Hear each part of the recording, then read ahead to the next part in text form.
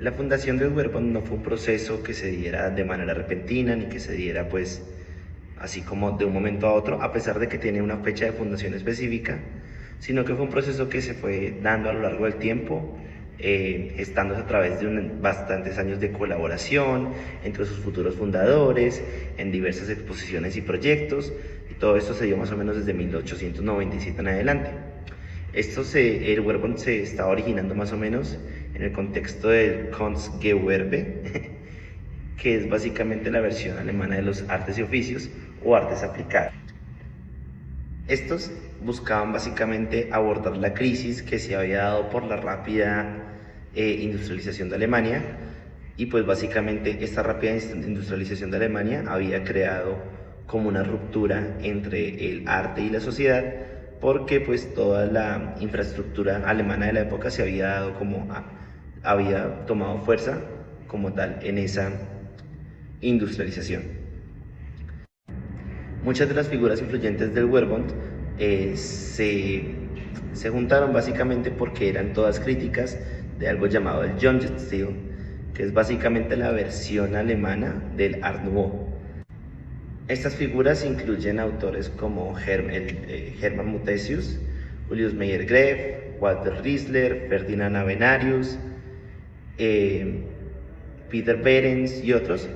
que públicamente estaban en descontento con el estado actual de las artes en Alemania, que pues básicamente era este Jugendstil, y Hermann Muthesius incluso lo llegó a llamar la monstruosidad del arte moderno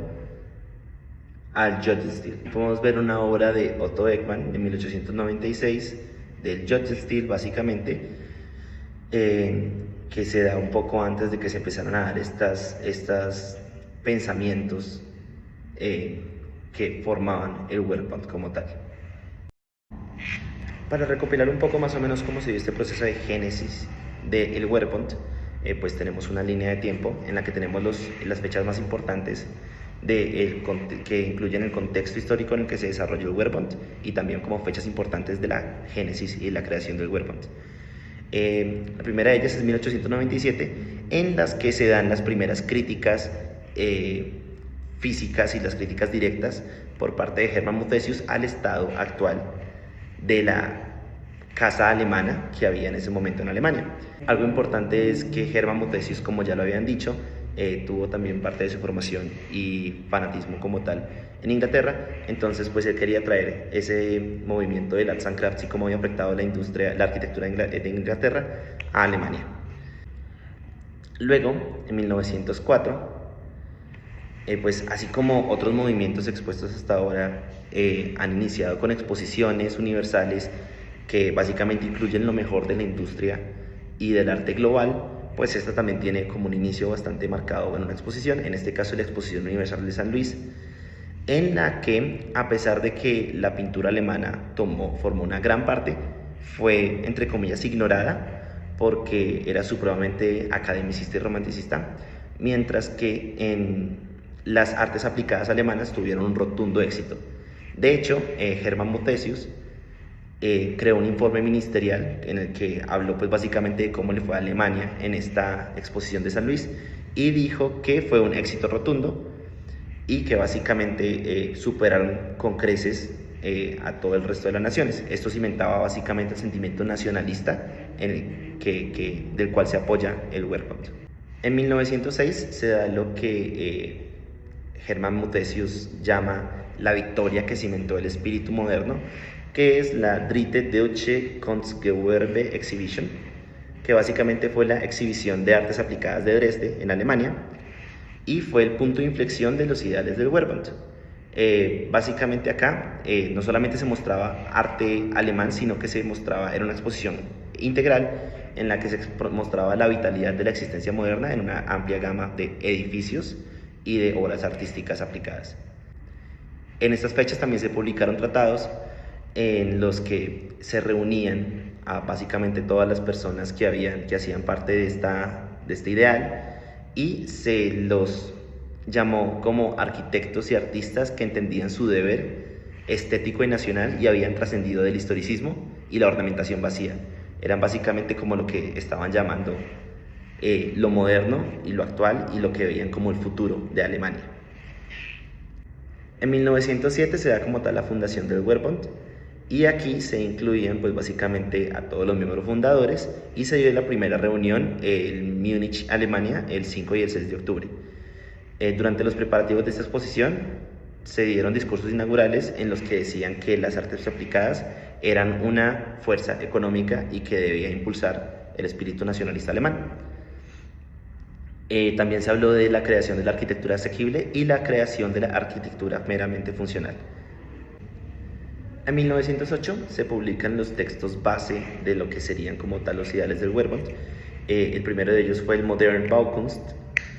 de Karl Scheffler y servía básicamente como una celebración de todo lo que eran los ideales del Wehrmacht. También se publicó la influyente obra en 2 volúmenes que era de cultura moderna y en la que se dictaminaba no solamente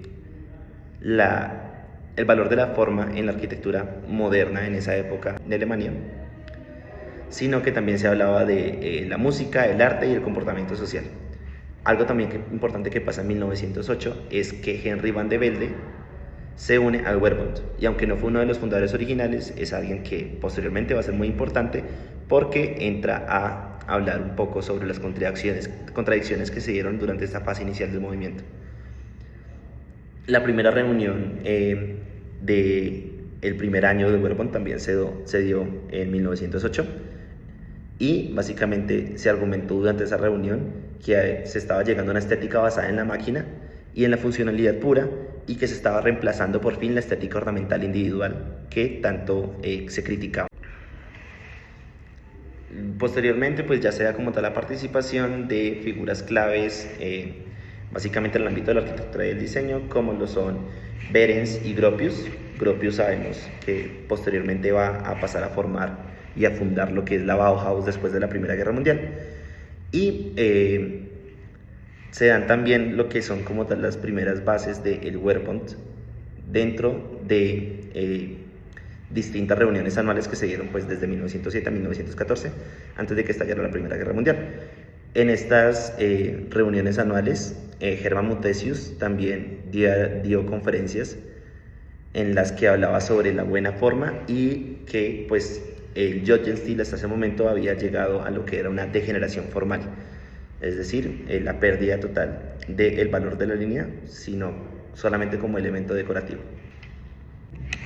A partir de 1912 también se dan las publicaciones de los anuarios del Wehrmacht. Básicamente, como habían reuniones anuales, pues también habían recopilación de esas reuniones en anuarios que básicamente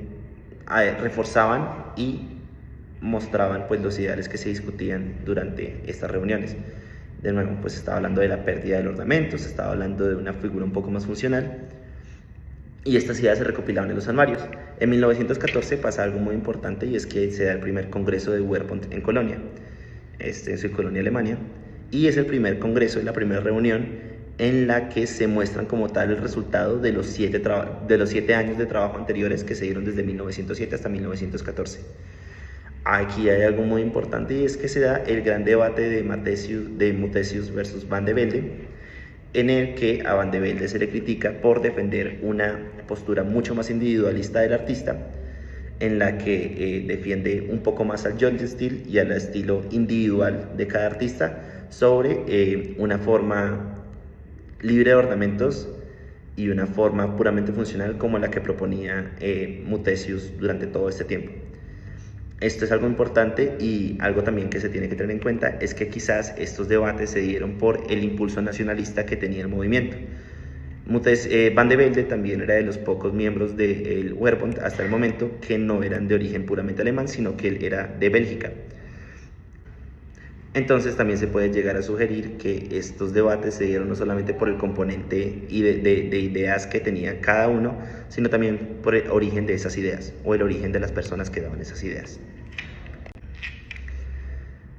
Precisamente por el hecho de que Van de Velde no era un ciudadano alemán, en 1916 es expulsado de Alemania, entonces deja de ser parte del Wehrmacht y es ahí durante la Primera Guerra Mundial, es decir, el periodo de 1914 a 1918, donde el Wehrmacht afianza como tal esa apreciación de la forma sin ornamentos, puramente funcional y con un sentimiento de alta calidad de la producción alemana. Es decir, un sentimiento puramente nacionalista que se refuerza con los ideales que se dieron durante la Primera Guerra Mundial.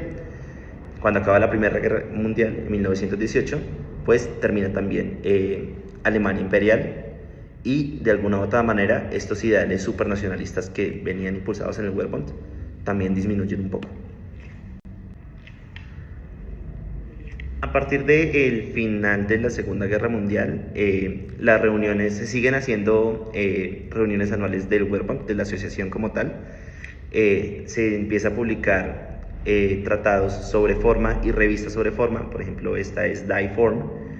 y en ella se tratan pues básicamente cada vez más esas perspectivas modernistas que se tenían sobre la forma y la función. En 1939, el Wehrmacht, la asociación del Wehrmacht como tal vuelve a verse en pausa, esta vez por la Segunda Guerra Mundial, y pues